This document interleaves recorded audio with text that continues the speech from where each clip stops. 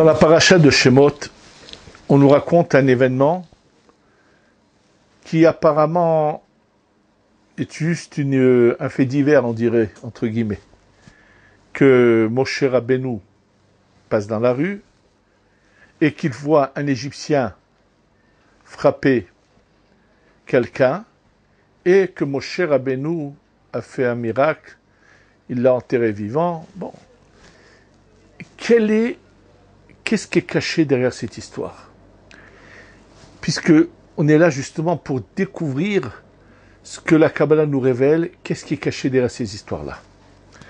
Alors, pour comprendre un peu cette histoire, qui est cet Égyptien, et pourquoi c'est Moshe qui doit le tuer, pourquoi ça ne se fait pas différemment, est-ce que Moshe n'a pas commis une erreur de tuer l'Égyptien ou pas? C'est ce qu'on va essayer maintenant de comprendre ensemble. Quel est ce fait-là? Et ça va nous faire aller sur plusieurs sujets. Alors, pour comprendre ce fait, il faut revenir en arrière dans l'histoire. D'un côté, nous savons que Caïn tue Hevel, son frère. Simplement, il peut le jalouser, il peut vouloir lui prendre, puisque Hevel avait 2 épouses et lui n'en a qu'une. Mais si Hevel ne devait pas mourir, Caïn n'aurait jamais réussi à le tuer. Donc ça veut dire qu'en réalité, c'est pas que quelqu'un qui a envie de tuer un individu, ça il le fait, c'est faux. Et là, c'est ce que vient nous révéler maintenant le Harizal. Il nous révèle que Hevel a commis une erreur, mais on n'a pas tous les détails. C'est-à-dire que Hevel a commis une erreur qui a touché à un point très haut dans le monde de la Hatzilut, dans la Bina. Hevel a fait quelque chose qui l'a rendu passible de mort à lui, et il dit à tous ceux qui vont descendre de lui. C'est pas exact de dire tous ceux qui vont descendre de lui, puisque Hevel n'a pas eu d'enfant. Simplement, ça veut dire que tous ceux qui sont liés à sa neshama, d'une certaine manière, pas tous à 100%, puisqu'on va le voir ensemble tout de suite, bien que le Harizal le dit, que c'est tous ceux qui sont liés à cette racine d'âme sont passibles de mort. Et l'exemple le plus marquant que nous dit le Harizal, je vais vous le citer tout de suite, dans la paracha de Shoftim, il est dit que on parle des villes qui recueillaient en elles ceux qui avaient tué sans le faire exprès, c'est-à-dire quelqu'un jette un objet et tue quelqu'un sans le vouloir, ou toute forme de provoquer la mort d'un individu, mais pas de manière intentionnée, ce qu'on appelle Beshogeg.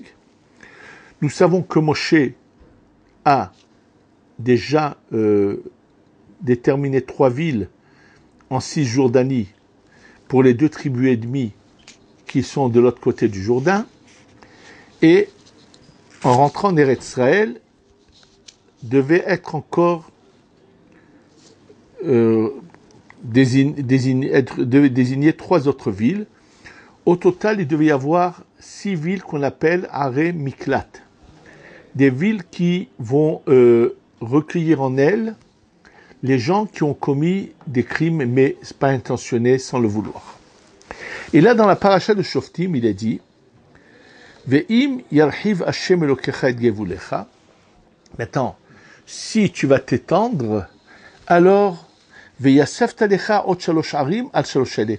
Vous allez encore, pas seulement 6, mais encore 3. C'est arrivé à avoir encore 3 villes supplémentaires.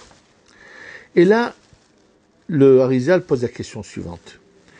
Ce passouk de Shoftim parle pour le cas où on aurait la délivrance du Mashiach de ce qu'on appelle Ahishena, c'est-à-dire avant son moment. Il s'agit bien de cela, C'est pour ça que la Torah dit Ve'im yarhiv le Hashem Elokecha. C'est-à-dire que si par hasard, vous allez être méritant et que vous aurez le Mashiach, donc avant son moment définitif, vous devrez rajouter 3 villes qui recueillent, désigner 3 villes qui vont recueillir les gens qui auront tué par inadvertance. Et la question que pose l'Arizal dit, mais après que va venir le Mashiach, il n'y aura plus d'assassins. Pourquoi? Puisqu'il est marqué Lo yisa goy el goy cherev, il n'y aura plus de guerre. Et donc, comment peut-on dire qu'il va y avoir 3 villes supplémentaires de rajouter? Alors là, il nous répond la chose suivante. Sache que toute la descendance de Hevel, et là, ce n'est pas la descendance physique, ça veut dire la descendance au niveau de l'âme. Ont tous un décret sur eux d'être tués. Et si le Mashiach vient à la fin des 6000 ans, donc à travers ces millénaires, il va se passer beaucoup de générations pendant lesquelles vont finalement passer toutes ces âmes qui sont liées à l'âme de Hevel, à cette partie de l'âme d'Hevel qui doit subir cette mort, malheureusement, doivent être assassinées. Et donc, lorsque finalement le Mashiach viendra en son moment, en fait, ça nous concerne aujourd'hui à nous, puisque nous savons aujourd'hui que dans ces 6000 ans, l'opportunité de Achishina de devancer ne s'est pas réalisée, et que finalement, on va arriver en fin de parcours incessamment, et on est déjà dans cette période qui s'appelle Be'ita en son temps. On est déjà entré dans cette période, donc ça, c'est quelque chose qui ne nous concerne pas.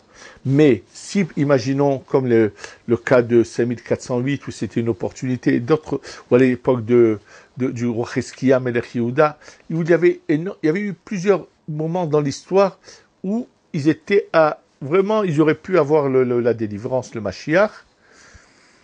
Donc, dans ce cas, pour tous ceux qui ne sont pas encore venus dans ce monde, qui sont des âmes de Hevel, et qui n'ont pas encore subi ce châtiment de mort, il va se passer qu'ils vont être tués de manière accidentelle et se retrouver donc dans ces villes. Donc il faudra 3 villes supplémentaires qui recueillent ces gens-là. C'est comme ça que nous explique l'Arizal.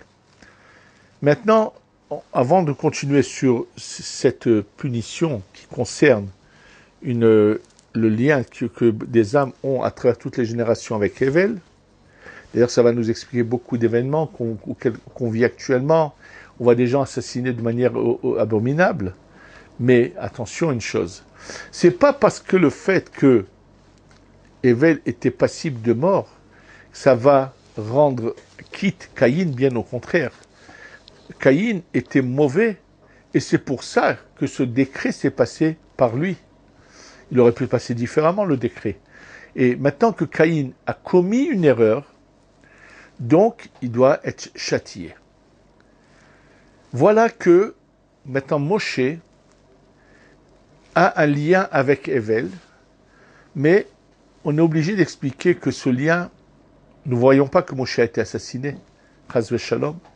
Donc ça voudrait dire que quand le Rav quand le Harizal nous explique que selon le Zohar, tous ceux qui viennent de la lame de Hevel doivent périr,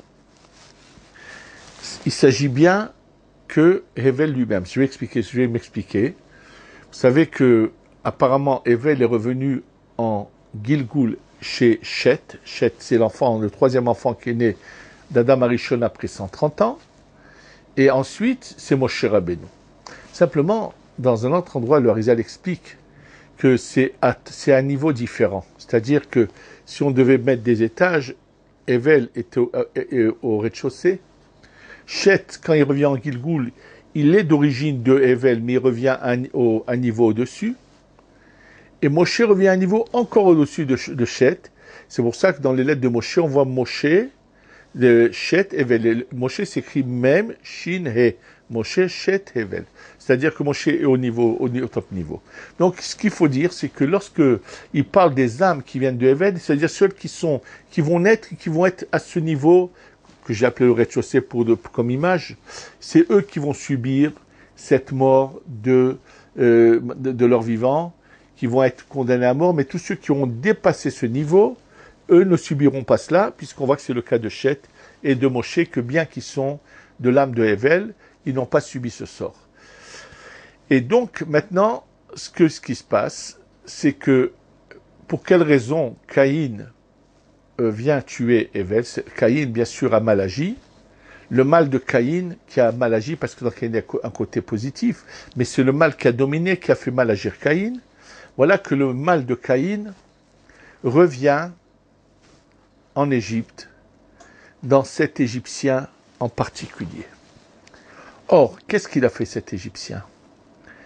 Il a vu une femme juive, c'est la seule d'ailleurs qui a été violée dans toute l'histoire de l'exil d'Égypte, et comme dans un autre cours, on a expliqué sa part de responsabilité à cette femme, qu'elle cherchait toujours à s'assimiler, à vouloir parler l'égyptien.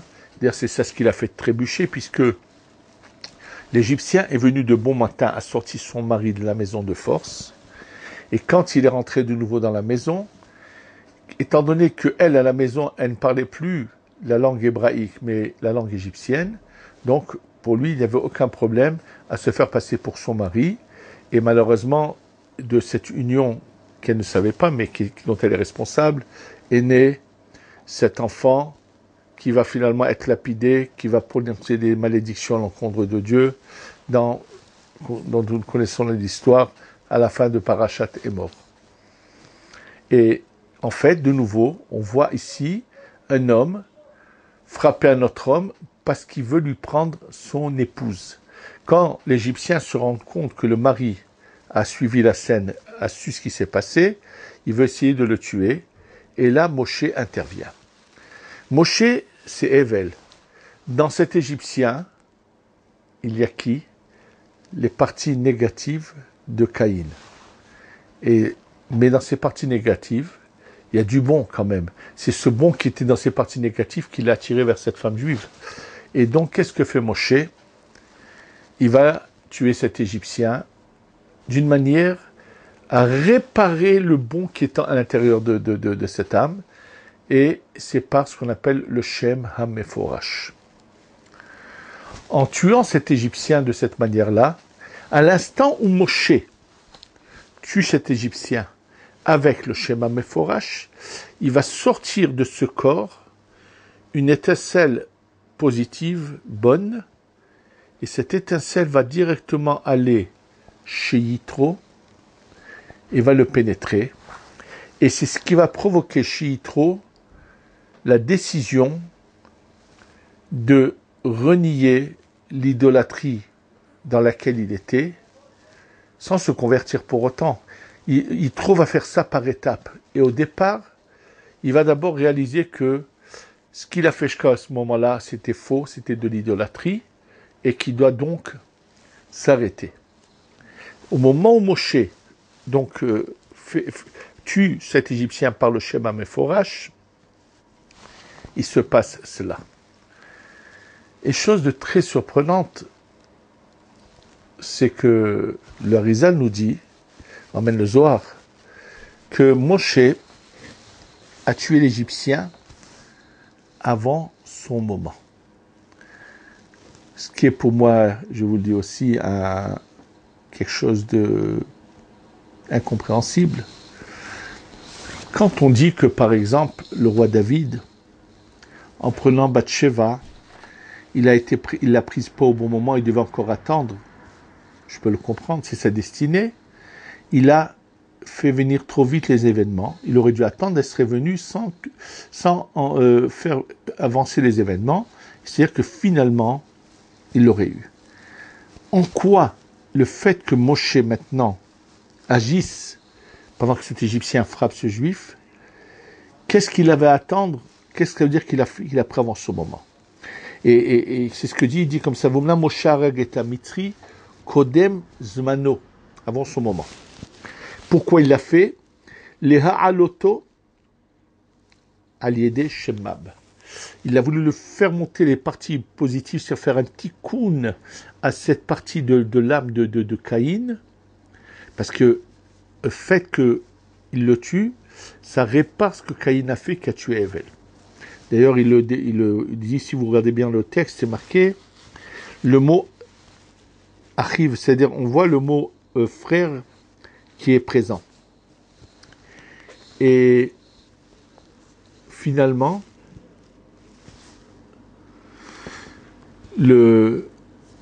cette partie qui est donc qu'il a fait, ce qu'a fait Moshe va aller chez Caïn. Mais qu'est-ce qui se passe? Étant donné qu'il l'a fait avant son moment, c'est comme quelqu'un qui, sans le vouloir, a tué une autre personne et doit donc aller dans ces villes qui recueillent. Et là, nous dit le Harizal, maintenant tu comprends pour quelle raison fallait-il que Moshe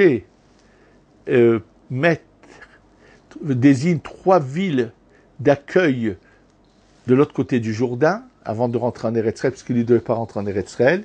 En fait, c'est marqué Asher Yanus Shama Rotsia, que se sauvera là-bas le Rotsia. Le mot Shama, c'est les lettres de Moshe. Donc en fait, le fait que Moshe désigne ces villes de recueil, c'est comme il se protège de la vengeance que veut avoir, puisque le mal qui est dans Caïn, c'est ce qu'on appelle le Samech Mem, c'est l'ange du mal qui veut se venger, puisqu'il a été pris avant son moment. Et il nous fait remarquer quelque chose, c'est que il dit attention, Moshe a utilisé la sainteté pour tuer ce Mitri. Par contre, Pinchas, qui lui vient de Caïn, c'est lui qui va tuer Bil'am, ce fameux prophète. Or, Bil'am, qui est-il? Il nous dit le Harizal que Bil'am, en fait, et que avant que l'âme de Moshe se sépare de la clipa, de l'enveloppe dans laquelle elle était, quand elle s'est séparée de son enveloppe de la clipa du mal dans laquelle était l'âme de Moshe, il compare cela à la manière dont avant qu'on trouvait dans la terre de l'argent, la matière d'argent. Qu'est-ce qu'on faisait pour enlever d'abord tout ce qui était autour, et dans ce qu'on avait retiré du pourtour de cet argent, il restait encore des petits morceaux d'argent qu'on récupérait de manière différente. Il dit, sache que lorsque l'âme de Moshe s'est séparée de la clipa dans laquelle elle était, dans cette clipa est resté quelques parcelles, et c'est pour cela que Bil'am est un prophète et qu'il voit des choses. Il dit oui, c'est grâce à ces parcelles de sainteté qui sont en lui, qui sont de l'âme de Moshe, qu'il va voir, puisqu'il a l'encontre de Moshe. Ce que ne nous révèle pas le Harizal ici, c'est à quel moment cette âme de Moshe était collée à l'âme de Bil'am et qu'elles se sont séparées.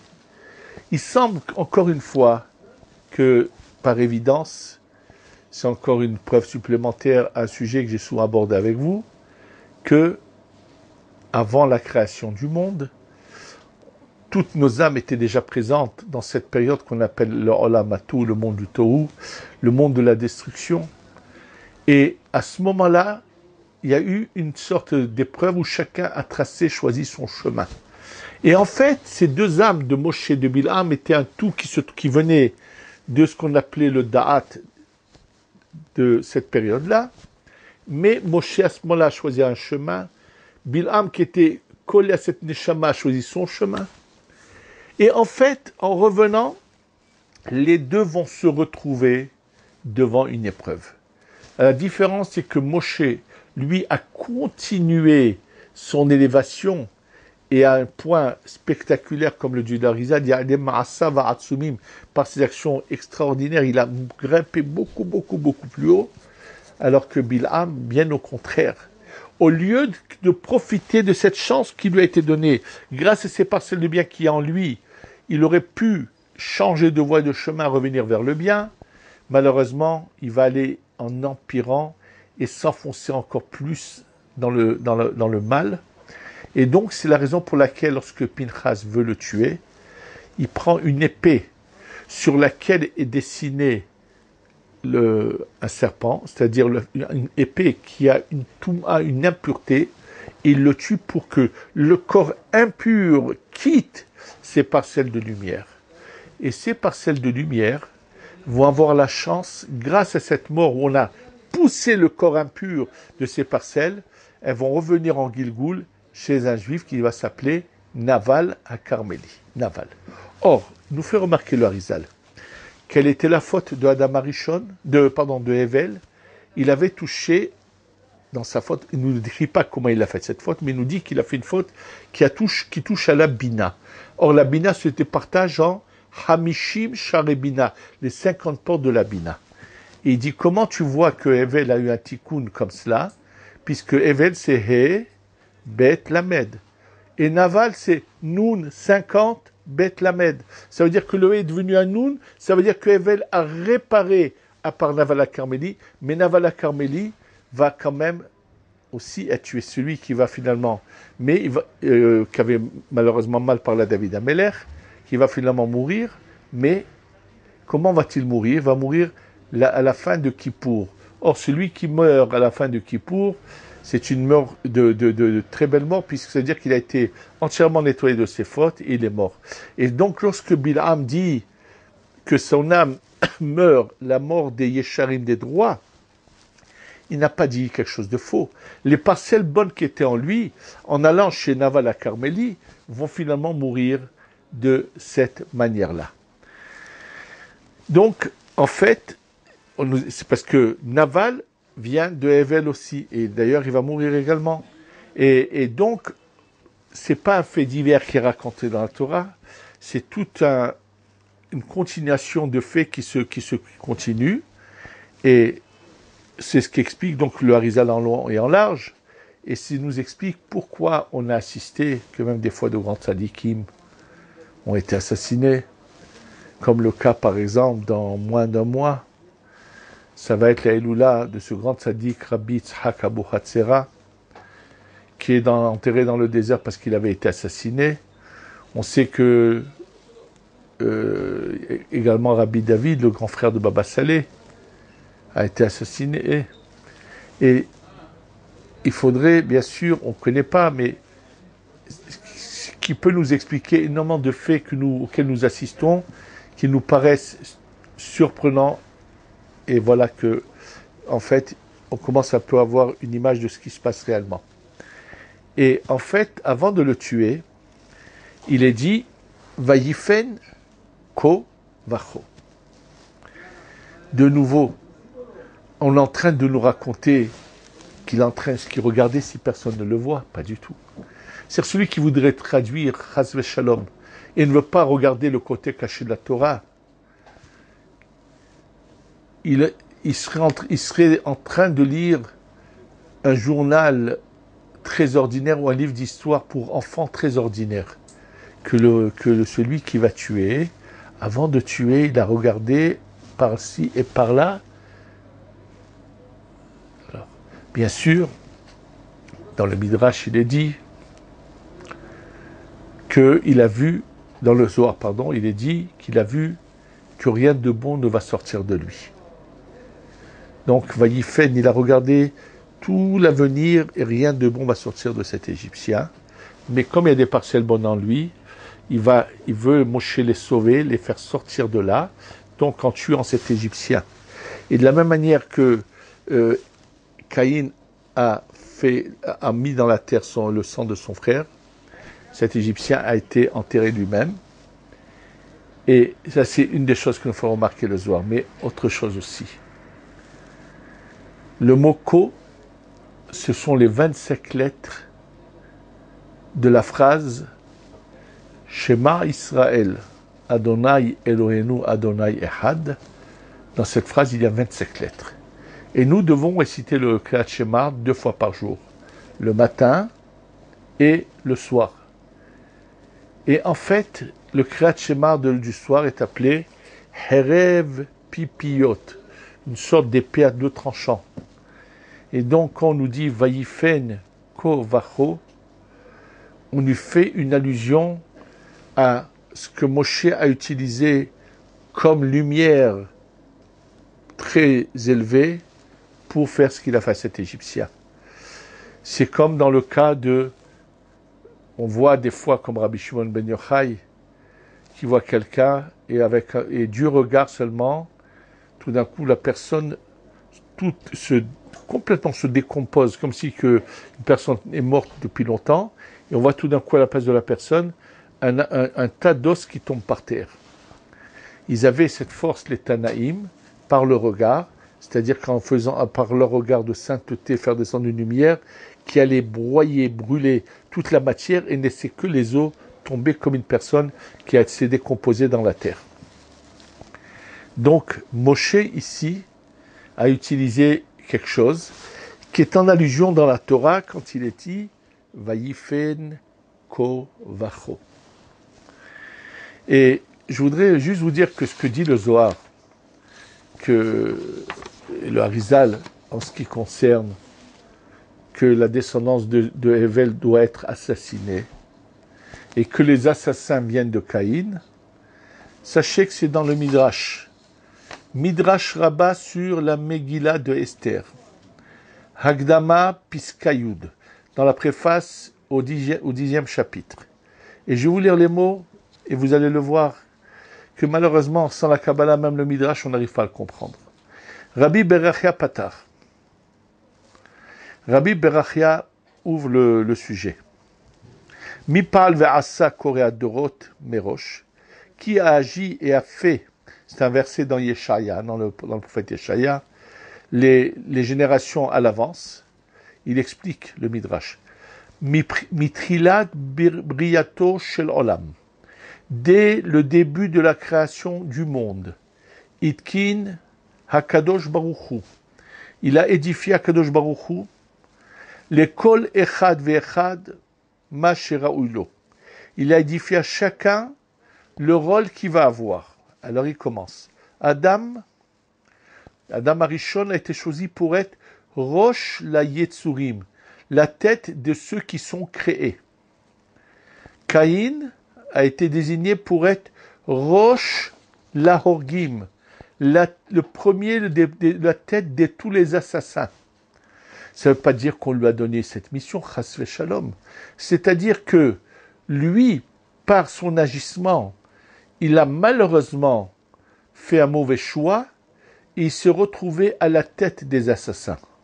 Ça ne veut pas dire qu'il ne pouvait pas éviter cela, mais il a pas su l'éviter et il s'est retrouvé à la tête des assassins. Et écoutez bien la suite. Hevel Rosh la Neheragim. Hevel a été destiné à être la tête de ceux qui sont assassinés. Donc ces paroles du Midrash n'auraient aucun sens si on ne voyait pas ce que l'Arizal ramène au nom du Zohar, que Hevel, par une action qu'il a faite à l'encontre de la Bina, s'est rendu passible de mort, et tous ceux dans les 6000 ans qui seront passibles de mort sont un peu rattachés à cette âme. Et il continue, attention, Noach Rosh Lanim Latim, Noach est à la tête de tous ceux qui vont être sauvés, ça veut dire qu'ils vont être protégés et sauvés dans leur situation. C'est-à-dire qu'au moment où il y a le Kourou d'Hachem, il y a le Maboul, il y a tout ce qu'il faut, il y a quand même Noach qui est quand même sauvé. Ça nous fait penser au Rav Chaim Shmulevitz, celui qui a ensuite édifié ici à Yerushalayim, la Yeshiva de Mir, qui a été le miraculé de la Shoah, où à chaque fois que les Allemands approchaient, il était toujours quelque part d'autre, et jamais atteint, jamais touché. Il arrive jusqu'en Chine, et c'est une histoire inimaginable, mais on voit qu'il y a des gens qui ont été destinés à être sauvés, ils ont des mérites, et c'est Noach qui est à la tête de tous ces gens-là.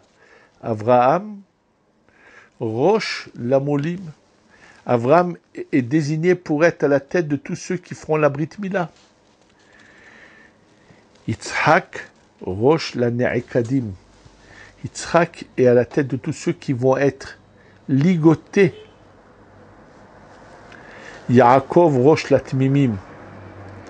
Yaakov à la tête de tous ceux qui font dans ce chemin de droiture vis-à-vis d'Hachem. Ça continue. Yehuda, Rosh la Shvatim. C'est pourtant surprenant puisque Yehuda n'est pas l'aîné, mais c'est lui qui est désigné pour être le Rosh Shvatim. Yosef, le frère de Yehuda, Rosh la Chassidim. C'est le premier qu'on va appeler Chassid, qui va savoir surmonter les épreuves les plus terribles.